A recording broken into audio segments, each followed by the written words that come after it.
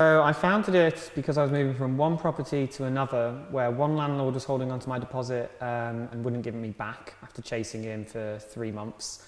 And the next landlord wouldn't clean the property when we asked him to and tricked us into moving in when we thought it had been cleaned so that he could tie us to that property and we would have nowhere to go. Because that's really the thing with tenants. You don't really have a lot of power, or that's how it seems. And at that time, I didn't know that you could, if somebody hadn't put your deposit in a deposit protection scheme, then you can actually claim back 3 times the cost of your deposit, which is something we now do. But after investigating what I could do and what other organisations there were, I found that there weren't many tenants union-like organisations around the country. There are lots of complex issues to why, and one of the reasons is that tenants often have multiple different issues that they have to face. So trying to create an organisation which meets them all often takes a lot of money or a lot of resources or a lot of effort. But we've now looked into lots of different models and lots of different ways of helping people, and we found that technology is basically going to be the key to actually solving a lot of issues with tenants.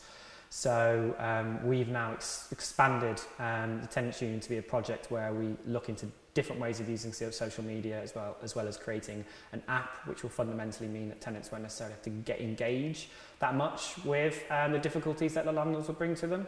And effectively the project now is trying to make tenants' lives as easy as possible.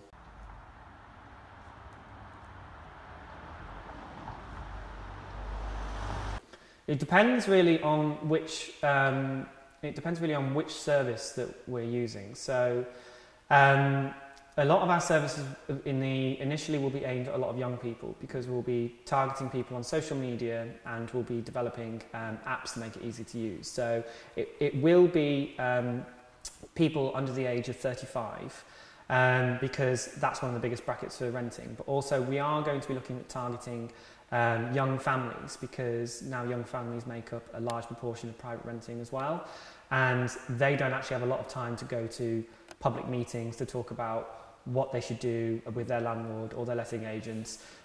So we're really trying to aim at younger people, but also people who don't necessarily have a lot of time, which is why a lot of what we do is going to be online.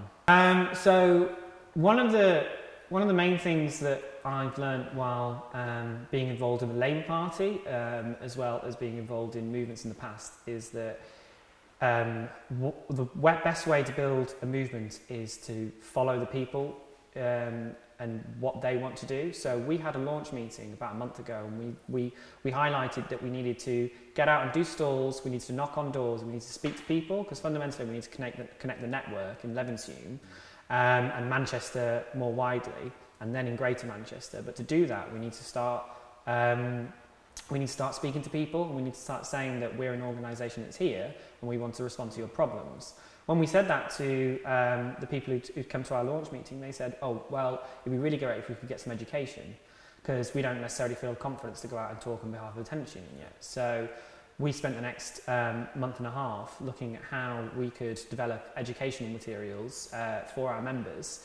And after speaking to a few people, we found that the most worrying thing for people is the Section 21 notice, which is the notice that you're served to start the eviction process.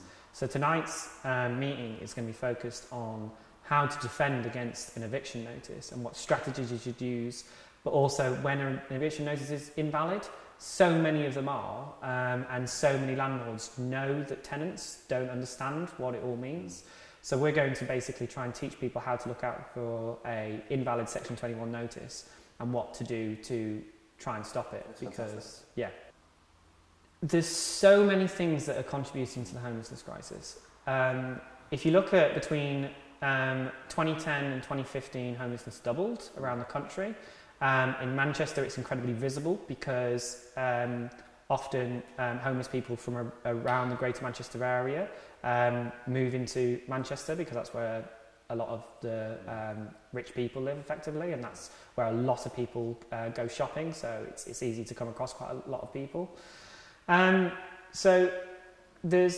that's got a lot to do with the austerity policies of the government. So many people who were on benefits, then got sanctioned in those 5 years, and it's said now that people are only, 2 or 3 pay packets away from being homeless. And there was a statistic that came out the other day, which detailed, I think it was around 10% of people in this country have got less than £1,000 savings. So people don't have that much money and they don't have much security, and when you take the welfare state away, then you're more likely to not have a net to fall back on. Landlords have taken hold of the right to buy legislation, and there are a lot of buy-to-let landlords now where there were council homes, and the lack of social housing is one of the main causes of homelessness. And letting buy-to-let landlords buy old council houses is one of the things which contributed to homelessness. But I would say on an individual basis, landlords are bringing forward a new age of properties which are completely below standard, and letting people live in pest-infested, damp, like properties with disrepair. And that's the main problem that I think we should be fighting when it comes to tenants. Councils don't have enough money. I feel somewhat some sympathy for a lot of councils who say they don't have enough money to do inspections.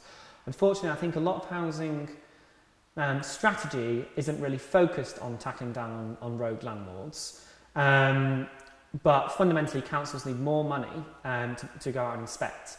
I also think that if the government really cared about rogue landlords, they would licence them all, like they have done in Wales, like they have done in Scotland, like they do in Northern Ireland. They don't do it in England because about half the Tory politicians are landlords, and there's a good proportion of Labour politicians that are landlords as well. So it's quite hard to get that legislation through, because with licensed areas, you've got selective licensing and you've got houses of multiple occupancy.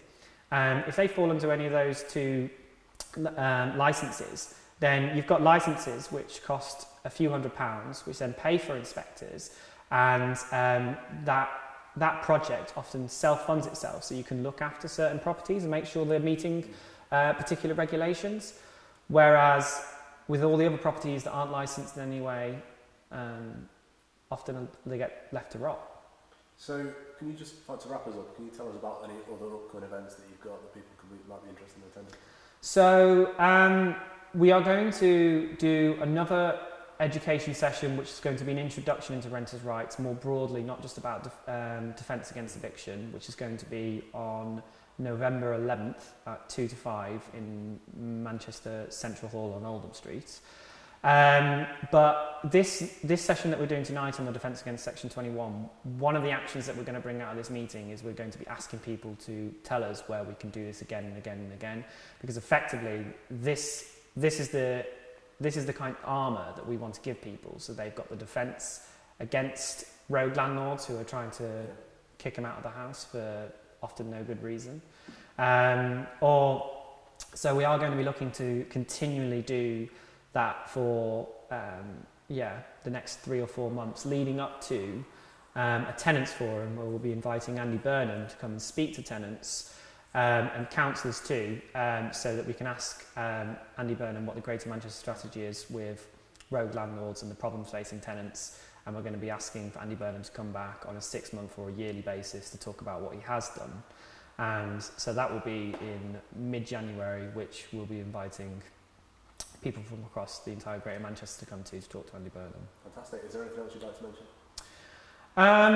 Our first service, that if you can go on our Facebook page, and you'll be able to go on our website and find that we're going to help people get their deposits back. And if you've had a deposit that's been unprotected over the last 6 years, you can claim back 3 times the cost of that deposit back. Even if you weren't told about the deposit, that's still true. So we're going to be asking tenants to do that fundamentally because if the tenants do take their landlord to court, they're more likely to look after their property in the future, and they will protect their deposits. And this is an action that's going to give tenants political power in the long term if we can force landlords to meet their obligations. Fantastic. Thank you very much for your time. Cool. Thanks. Lovely. Great.